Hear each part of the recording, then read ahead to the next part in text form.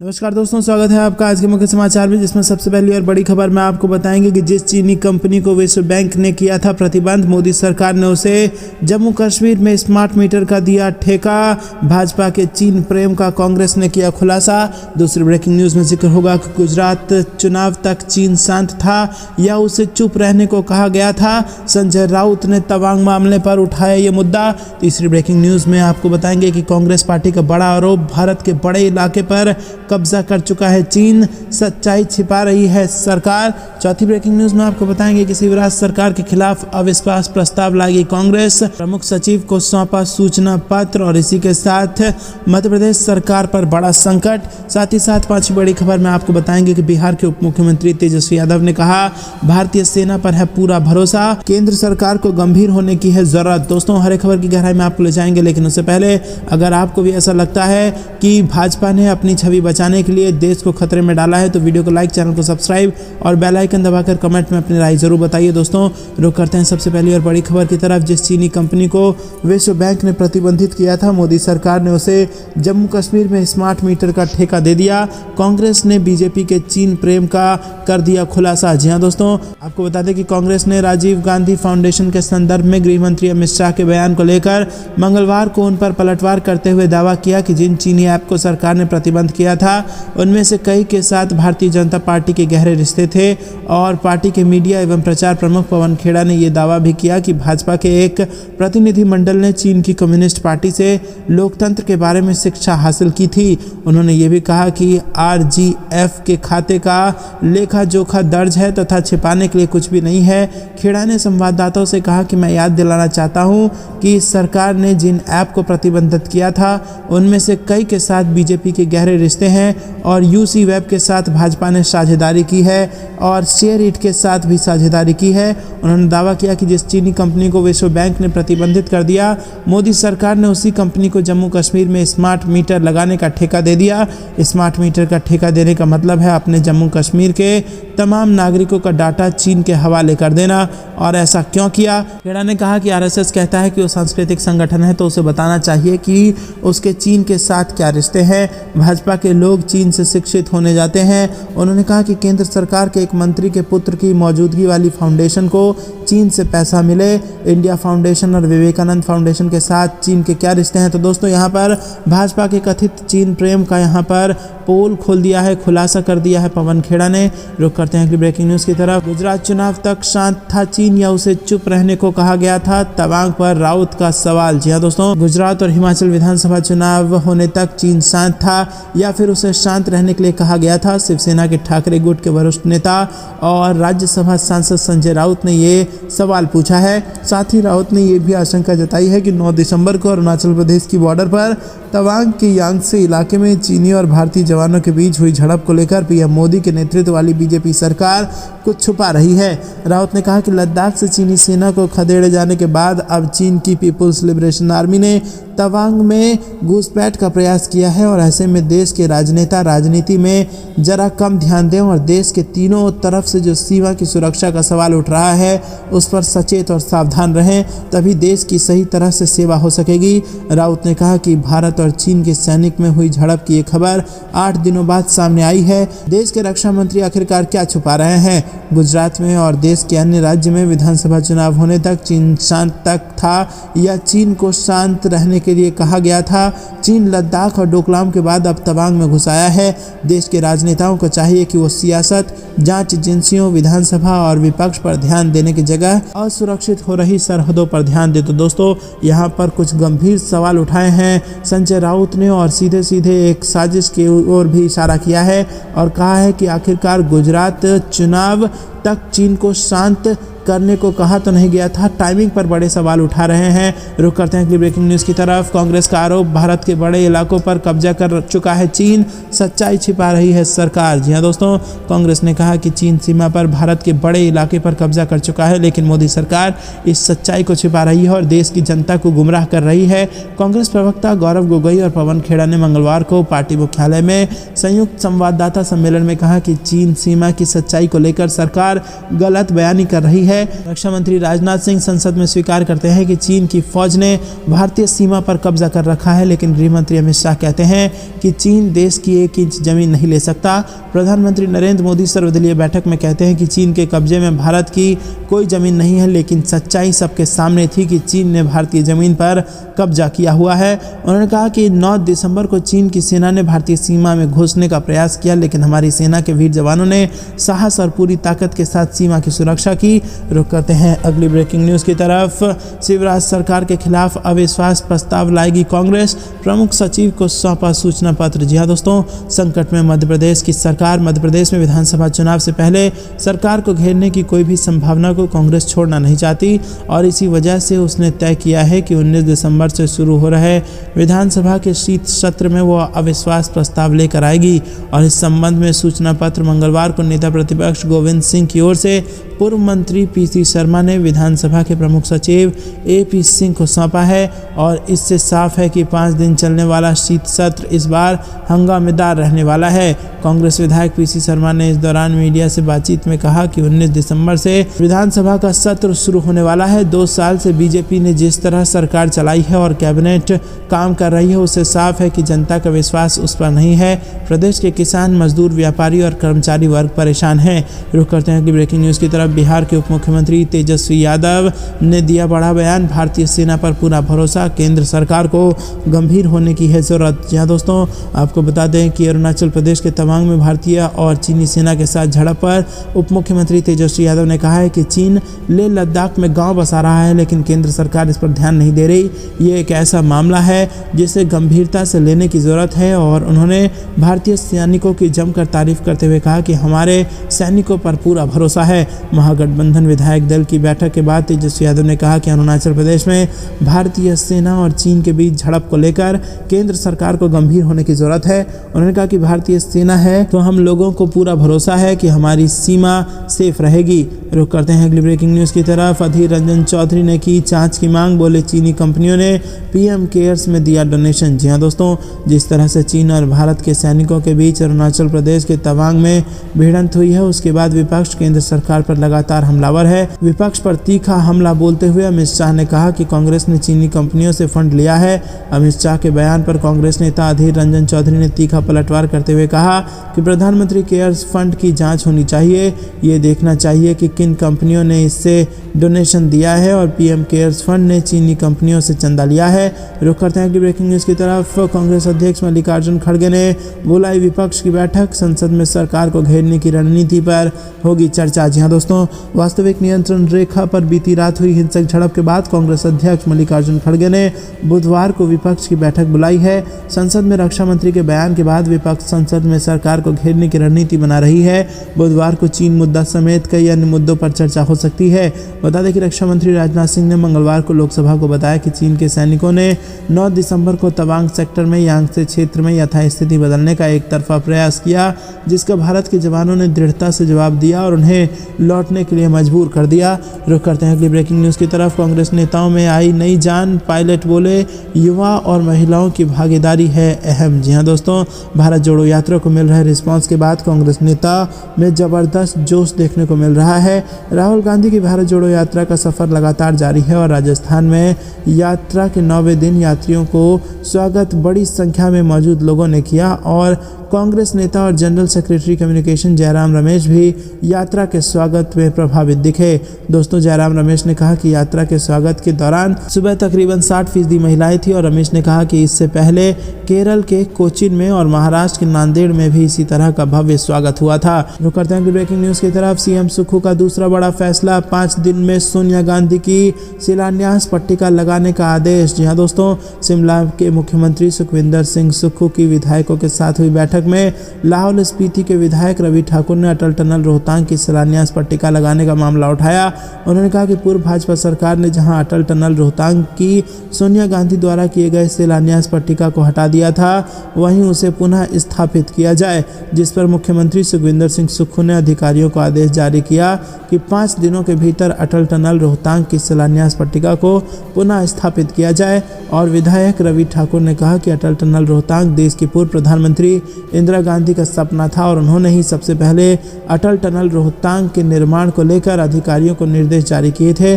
बता दें कि अटल टनल रोहतांग की शिलान्यास पट्टिका का मामला टनल के उद्घाटन के दौरान कांग्रेस के द्वारा उठाया गया था और इसको लेकर कांग्रेस ने विरोध प्रदर्शन भी किए थे। रुक करते हैं ब्रेकिंग न्यूज की तरफ। कांग्रेस को गुजरात चुनाव के मतदान में गड़बड़ी की आशंका, पवन खेड़ा ने लगाया आरोप, कहा वोटिंग के अंतिम घंटे में कैसे बढ़ गया मत प्रतिशत। जी हां दोस्तों, गुजरात विधानसभा चुनाव में भारतीय जनता पार्टी ने ऐतिहासिक जीत हासिल की है और इन चुनावों में कांग्रेस और आम आदमी पार्टी का नुकसान हुआ है। जहां एक तरफ सोमवार को मुख्यमंत्री भूपेंद्र पटेल समेत उनके मंत्रिमंडल के 16 मंत्रियों ने शपथ ग्रहण करके सरकार का कामकाज संभाला, वहीं दूसरी तरफ कांग्रेस ने हार को लेकर बड़ा खुलासा किया है। कांग्रेस पार्टी के संचार प्रभारी पवन खेड़ा ने इन चुनावों में गड़बड़ी की आशंका जाहिर की है। उन्होंने आरोप लगाया कि हाल ही में हुए विधानसभा चुनाव के दूसरे और अंतिम चरण के मतदान के अंतिम घंटे में गुजरात की विभिन्न सीटों पर मतदान प्रतिशत बढ़ा है।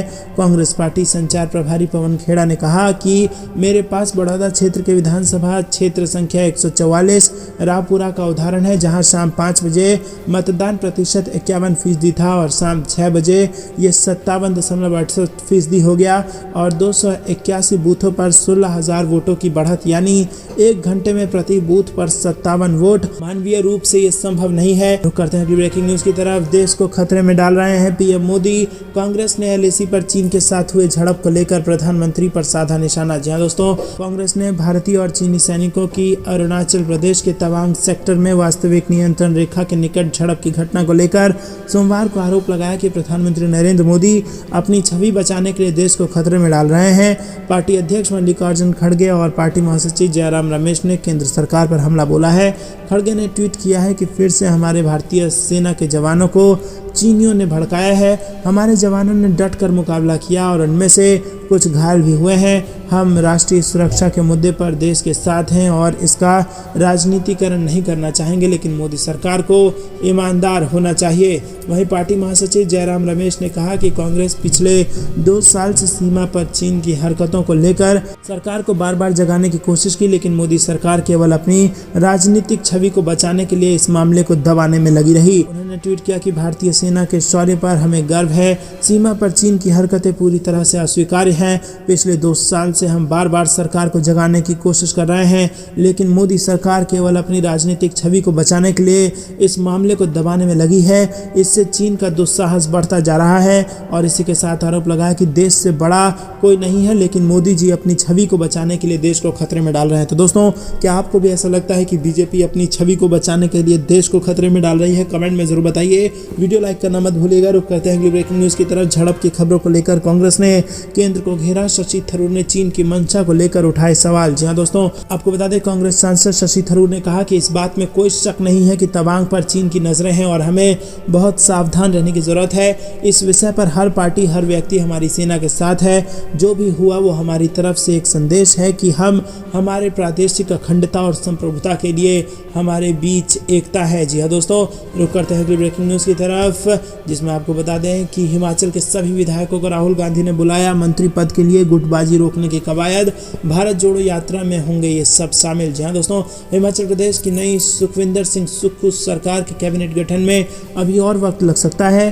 कांग्रेस सांसद राहुल गांधी ने हिमाचल के सभी 40 कांग्रेस विधायकों को राजस्थान आने के लिए कहा है। बताया जा रहा है कि ये सभी विधायक अलवर में राहुल गांधी की भारत जोड़ो यात्रा में शामिल हो सकते हैं। अंदेशा जताया जा रहा है कि सुखविंदर सिंह सुक्खू सरकार में मंत्री पद पाने के लिए हिमाचल प्रदेश कांग्रेस में लॉबिंग शुरू हो गई है और इसी लॉबिंग को देखते हुए अब राहुल गांधी ने सभी विधायकों को राजस्थान बुला लिया है। कहा जा रहा है कि यहाँ राहुल गांधी सुक्खू कैबिनेट में शामिल होने वाले मंत्रियों के नाम को लेकर मंथन करेंगे, जिसके बाद कैबिनेट मंत्रियों के नाम फाइनल किए जाएंगे। राहुल गांधी की भारत जोड़ो यात्रा इस वक्त राजस्थान में है और अब हिमाचल प्रदेश के विधायक भी इस यात्रा का हिस्सा हो सकते हैं। ऐसे में संभावनाएं ये जताई जा रही है कि कैबिनेट मंत्रियों के नाम 15 दिसंबर तक तय हो सकते हैं। रुक करते हैं अगली ब्रेकिंग न्यूज की तरफ। कांग्रेस सरकार बनने पर 100 रुपये में मिलेगी 100 यूनिट बिजली, पूर्व सीएम कमलनाथ ने कर दिया ये बड़ा ऐलान। जी हाँ दोस्तों, मध्य प्रदेश के पूर्व मुख्यमंत्री और कांग्रेस के प्रदेश अध्यक्ष कमलनाथ ने कहा कि कांग्रेस की सरकार बनते ही प्रदेश में मौजूदा सरकार द्वारा में बंद की गई 100 रुपये में 100 यूनिट बिजली देने वाली योजना को बहाल कर दिया जाएगा। कमलनाथ ने अपने ट्वीट में कहा कि भारतीय जनता पार्टी सरकार द्वारा बंद की गई 100 रुपये में 100 यूनिट बिजली देने वाली योजना को मध्य प्रदेश में कांग्रेस सरकार बनते ही बहाल किया जाएगा। कमलनाथ के पिछले कई दिन से ऐसे ट्वीट सामने आ रहे हैं। उन्होंने कहा था कि कांग्रेस की सरकार बनते ही किसानों की कर्ज माफ़ी की जाएगी और इसके बाद उन्होंने कहा कि राज्य में कांग्रेस सरकार बनने पर पुरानी पेंशन स्कीम को लागू किया जाएगा। रुक करते हैं अगली ब्रेकिंग न्यूज़ की तरफ। आगे भी जो कुछ काम होगा उसे तेजस्वी पूरा करते रहेंगे, बिहार के भविष्य की ओर इशारा कर बोले सीएम नीतीश कुमार। जी हाँ दोस्तों, आपको बता दें कि बिहार की सियासत में पिछले दिनों जो कुछ घटा वो किसी से छुपा हुआ नहीं है। इस पूरे घटनाक्रम के बाद इस बात के कयास लगाए जाने लगे कि बिहार सीएम नीतीश कुमार अब पीएम बनने का सपना देख रहे हैं। ऐसे में वो बिहार की सियासत को आरजेडी नेता तेजस्वी यादव के हवाले करने को तैयार है। क्या बिहार में उप मुख्यमंत्री तेजस्वी यादव को मुख्यमंत्री नीतीश कुमार ने अपना राजनीतिक उत्तराधिकारी घोषित कर दिया है? राजनीति की दुनिया में ये अटकलें अभी से जोर पकड़ रही हैं जब से महागठबंधन सरकार बनी है। लेकिन सोमवार को नालंदा में एक डेंटल मेडिकल कॉलेज के उद्घाटन के बाद भाषण में नीतीश कुमार ने 2 बार तेजस्वी के संबंध में जैसा बोला उससे ये अटकलें और तेज हो गई है। बिहार सीएम नीतीश कुमार ने राज्य के भविष्य की ओर इशारा करते हुए बोला कि आगे भी जो कुछ काम होगा उससे तेजस्वी यादव पूरा करते रहेंगे। जी हाँ दोस्तों, इन लाइनों के बहुत ज़बरदस्त मायने हैं। इसी के साथ उन्होंने कहा कि आगे कुछ ही होगा वो तेजस्वी कराते रहेंगे और करवाते भी रहेंगे और किसी तरह की दिक्कत नहीं आएगी। रुक करते हैं अगली ब्रेकिंग न्यूज़ की तरफ। फिर शुरू हो जाएगा शीतलहर का सितम, रिकॉर्ड बना सकती है इस बार की सर्दी। जी हाँ दोस्तों, आपको बता दें कि मौसम विभाग से ये अपडेट आ रही है। देश के कई इलाकों में अभी भी सर्दी ने रफ्तार नहीं पकड़ी है, लेकिन मौसम विभाग के ताज़ा अनुमान के मुताबिक एक सप्ताह के भीतर तापमान तेजी से गिरने लगेगा और 25 दिसंबर आते आते उत्तर भारत के अधिकांश राज्यों में शीतलहर का सितम शुरू हो जाएगा। दिल्ली, उत्तराखंड और हिमाचल में 15 दिसंबर से हवा की रफ्तार तेज हो जाएगी। भारी कोहरे के कारण यातायात व्यवस्था प्रभावित हो सकती है। मौसम विभाग के मुताबिक दिल्ली में एक सप्ताह के भीतर अब कड़ाके की सर्दी आने वाली है। हिमालय के इलाकों में अब वेस्टर्न डिस्टर्बेंस का असर लगभग खत्म हो चुका है, इसीलिए जो बर्फबारी हिमालय प्रदेश और कश्मीर के पहाड़ी इलाकों में हुई है उसका असर जल्द ही दिल्ली में पड़ेगा। दिल्ली में मंगलवार को न्यूनतम तापमान 8.9 डिग्री सेल्सियस दर्ज किया गया है। रुक करते हैं अगली ब्रेकिंग न्यूज़ की तरफ। बाहरी नौकरी बढ़ाने जैसे जयराम ठाकुर सरकार के फैसले रद्द, सीएम सुखविंदर सिंह सुक्खू का आदेश, 1 अप्रैल के बाद वाले ऑर्डर की हो समीक्षा। जी हाँ दोस्तों, हिमाचल प्रदेश के मुख्यमंत्री के रूप में कार्यभार संभालने के कुछ घंटों बाद सुखविंदर सिंह सुक्खू ने सोमवार को पिछली भाजपा सरकार द्वारा दिए गए सभी एक्सटेंशन या रीअपॉइंटमेंट को समाप्त करने का आदेश दे दिया है। इसके साथ ही उन्होंने इस साल 1 अप्रैल से कैबिनेट द्वारा लिए गए फैसले की समीक्षा करने का आदेश दिया है। रुक करते हैं ब्रेकिंग न्यूज़ की तरफ। अग्निवीर योजना सहित बेरोजगारी पर मोदी सरकार को राहुल गांधी ने घेरा। जी हाँ दोस्तों, राहुल गांधी ने भारत जोड़ो यात्रा में नुक्कड़ सभा को संबोधित किया और इस दौरान राहुल गांधी ने केंद्र की अग्निवीर योजना सहित केंद्र सरकार पर जमकर हमला बोला। उन्होंने कहा कि अग्निवीरों को सेना से 4 साल बाद जूता मारकर निकाल देंगे। कुस्तला के भगत सिंह चौराहे पर नुक्कड़ सभा में राहुल गांधी ने कहा कि भाजपा पूछती है कि भारत जोड़ने निकले हैं, टूटा क्या है? करोड़ों युवाओं के सपने टूटे हैं। उन्होंने कहा कि देश के लिए मर मिटने वाले जवानों को 4 साल सेना में रखेंगे, काम कराएंगे और फिर निकाल देंगे। 4 साल बाद फौज से निकाले युवा को कौन पूछेगा? क्या उन्हें पुराने सैनिकों की तरह सम्मान मिलेगा? राहुल गांधी ने कहा कि कांग्रेस पार्टी ने जो भी किया वो सब ठीक है, जो किया है वो ज़रूरी है, जो करने जा रहे हैं वो और भी ज़्यादा ज़रूरी है। उन्होंने कहा कि मैंने गहलोत जी से 2-3 चीज़ें करने को कह दी है, बताऊंगा नहीं। दोस्तों, रुक करते हैं ब्रेकिंग न्यूज़ की तरफ। हार पर बीजेपी में फूट, धूमल ने बेटे अनुराग को दिया क्लीन चिट और उठाए सवाल। जी हाँ दोस्तों, हिमाचल प्रदेश विधानसभा चुनाव में बीजेपी की हार के बाद केंद्रीय मंत्री अनुराग ठाकुर आलोचनाओं का शिकार हो रहे थे और अब उनके पिता और राज्य के पूर्व मुख्यमंत्री प्रेम कुमार धूमल बचाव में आए हैं। उन्होंने साफ कर दिया है कि अनुराग ने हिमाचल प्रदेश चुनाव के दौरान बगैर रुके काम किया है और इसके अलावा ठाकुर गुजरात चुनाव में भी व्यस्त रहे। तो दोस्तों, सीधा सीधा गुजरात चुनाव का नाम लिया है यहाँ पर, जो बड़ा इशारा करता है। जी दोस्तों, आपको बता दें कि जब गुजरात में जीत हुई है तो प्रधानमंत्री मोदी की जीत बताई जा रही है, ऐतिहासिक जीत बताई जा रही है, और जब हिमाचल में हार हो गई है तो प्रधानमंत्री मोदी को उसका जिम्मेदार रही उसका ठीकरा अनुराग ठाकुर पर फोड़ा जा रहा है। अनुराग ठाकुर केंद्रीय मंत्री होने के अलावा पहाड़ी राज्य से ही सांसद भी हैं और उनके पिता की गिनती भी राज्य के दिग्गजों में से आती है और ऐसे में चुनाव हारने के चलते वो सोशल मीडिया पर आलोचनाओं का शिकार हो गए थे।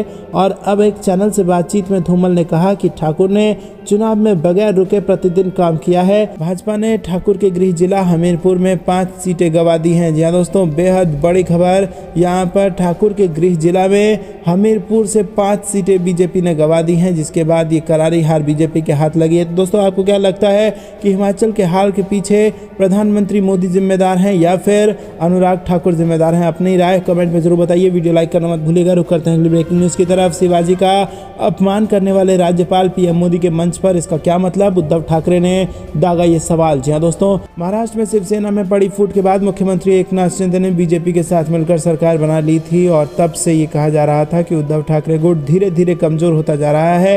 हालांकि रविवार को एक प्रेस कॉन्फ्रेंस के दौरान उद्धव ठाकरे ने दावा किया कि उनकी पार्टी में आने वाले लोगों की संख्या तेजी से बढ़ रही है। उन्होंने ये भी कहा कि जल्द ही महाराष्ट्र में भीम शक्ति और शिव शक्ति का फार्मूला अस्तित्व में आएगा। और उद्धव ठाकरे ने महाराष्ट्र के राज्यपाल भगत सिंह कोश्यारी पर भी निशाना साधा। उन्होंने कहा कि जिस व्यक्ति ने छत्रपति शिवाजी महाराज का अपमान किया वो प्रधानमंत्री नरेंद्र मोदी के साथ क्यों खड़ा है? अपने सवाल के जरिए उन्होंने महाराष्ट्र की शिंदे फडणवीस सरकार को भी घेरने का प्रयास किया। उद्धव ठाकरे ने कहा कि एक ही मंच पर प्रधानमंत्री के साथ राज्यपाल के होने का क्या मतलब निकाला जाए।